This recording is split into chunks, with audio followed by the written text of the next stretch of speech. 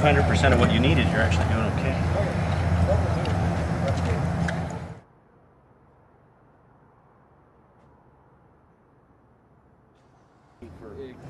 I think I just came naturally to me. From as early as I can remember, was always drawn to music, musical instruments, or anything that made noise, and singing especially. So yeah, the music has always been a part of my life, really, and yeah, it just kind of came naturally. I started playing piano when I was around 6 years old. My mother signed me up for lessons, and that's the instrument I started with. And then I fell in love with the cello when I was in university. I used to clean this lady's house as my student job, and both her daughters played the cello, and I used to listen to them playing while I cleaned their house, and I absolutely fell in love with it. So I started taking cello lessons when I was in my early 20s. Well, first of all, both of my parents, definitely both musicians. I grew up on the road, and always had a great love for music, and always excelled in music, so it was something that I fell into very easily. I've been playing lead guitar for about 15 years or so, and wow. So that's definitely something I take very seriously, and I just love it. It takes all the pressure off the day when you get to come and relax and do what we do for a living. It's excellent. Well, I mean, music was always something I've done as far back as I can remember. Growing up in my family, we're all very musical. I've got 4 sisters and a brother, and pretty much every single one of us does music, so it just always seemed natural to kind of gravitate towards that. And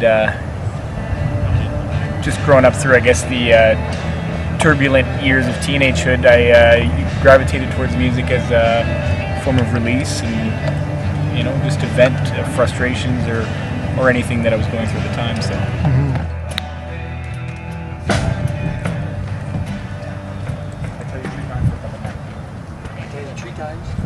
White two rocks in my dog. Tell them fuck off. My dog, Maybe you can do it. fuck you 3 times. 3 times.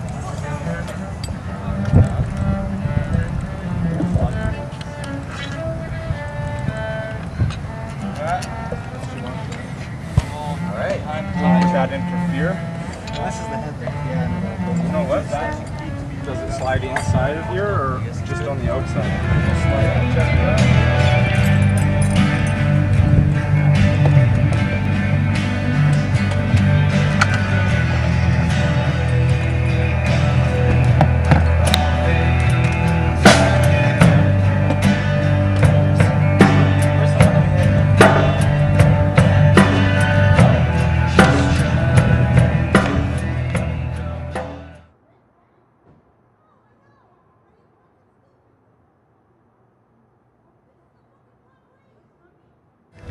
Definitely what keeps me going is the pressure of performing and like sounding good and wanting to be a good musician and wanting to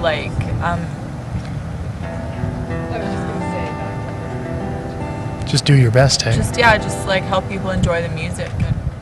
Well, I think it's just the chemistry that we have, the 5 of us. I mean, some days you don't feel like playing at all until you kind of start striking this first note, and you get warmed up and break a sweat, and then we're just very intense when we get into it and get the show going.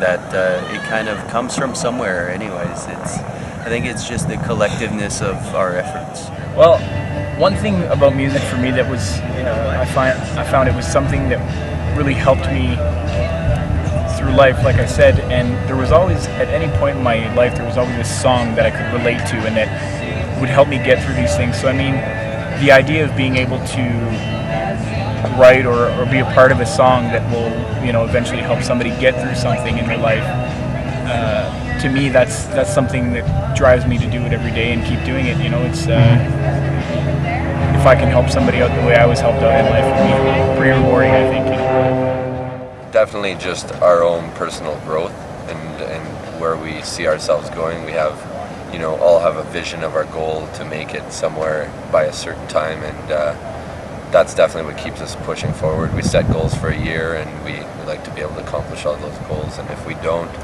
then we have more work to do. So that's what definitely, it's just an ongoing battle. It's something you can't give up on. So.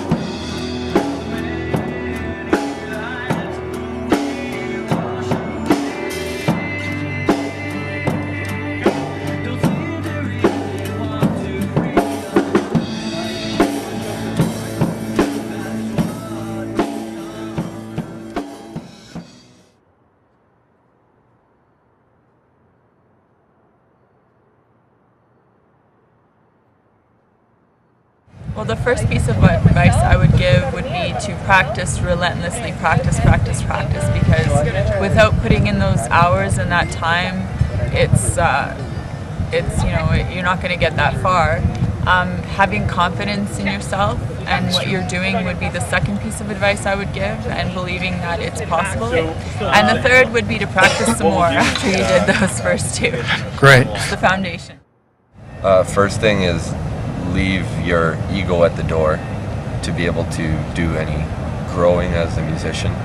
Second of all, definitely band politics are a very, very delicate thing, so like a good attitude and a good work ethic will take you very far with that. And last but least, definitely just playing any type of music that you can play, like absorb everything. Like don't just settle for one style of music.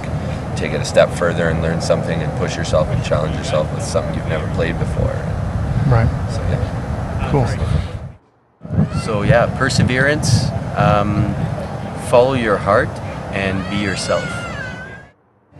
Well, first and foremost, practice. That's definitely, if anybody who's serious about doing any sort of music, that's the key right there, is to just practice any chance you get. And definitely to, even get a bit of schooling on it and some lessons or whatever, because it's good to have that base there, like the theory behind it. Mm-hmm. And yeah, just have fun, Mainly it's all about enjoying yourself, I think. Mm-hmm.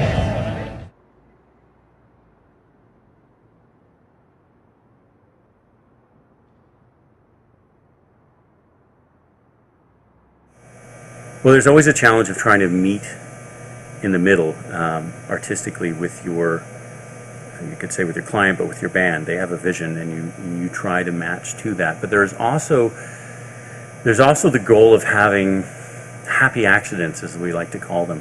Music videos are a wonderful format to work in, because it's almost impossible to make a true mistake artistically. There's always a way to, as long as you're rowing in the right direction, I think great little things will happen on their own, be it with the light or a piece of framing or something that is invented on the spot by the talent in front of the camera. Those things come together, and sometimes you get these real moments of magic. And sometimes you don't even know you've invented them until you're looking at them later in the edit suite and you go, holy smokes, there it is. That's, I think, trying to find a really collaborative atmosphere where everybody feels good about what they're doing. There's a kind of magic that can take over sometimes, and if you're really lucky. And that's what you always try to work towards, that kind of relationship between artists.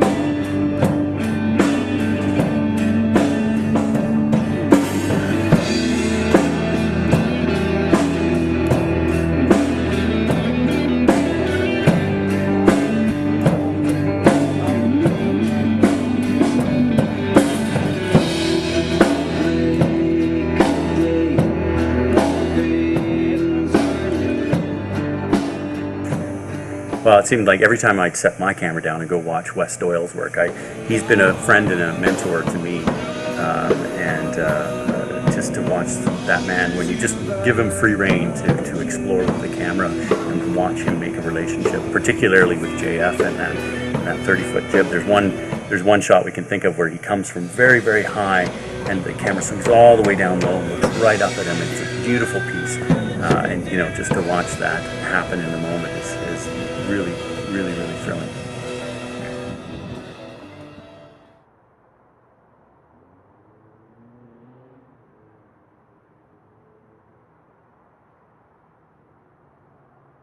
Well, there's always a kind of, you're on a bit of a high coming off of a great night of shooting. You feel really elated having created something, at least you believe to be unique. Somewhere in the back of your head is this part of your brain that starts wondering about tomorrow's shoot and what's involved in tomorrow and how many hours of sleep you might get between here and there, and what equipment you need to drop off, and that starts to take over. But you try not to lose a sense of the magic that you've just experienced.